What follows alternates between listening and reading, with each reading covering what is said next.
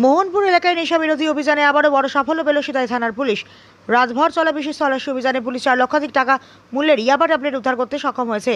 Police সূত্র জানা গিয়েছে, গোপন তথ্যের ভিত্তিতে এই অভিযান চালানো হয়। অভিযানের সময় সন্দেহভাজন এক নেশা কারবারিকে ধরার চেষ্টা করা হলেও সে পালিয়ে যেতে সক্ষম হয়। তাকে গ্রেফতারের জন্য বিভিন্ন স্থানে তল্লাশি অভিযান জোরদার করা হয়েছে।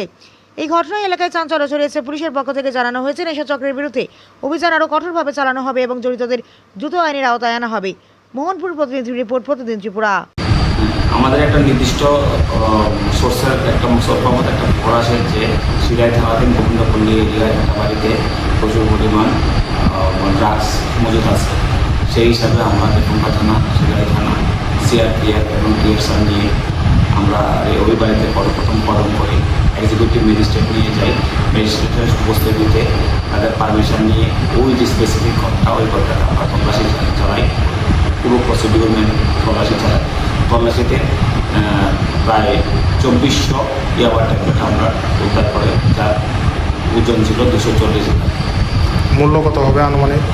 মূল্য প্রায় 4 লক্ষ টাকার মতো। অভিযানটা কখন হয়? অভিযানটা রাত্র 12:30 থেকে আজ ভোর 4টা অবধি অভিযান চলে।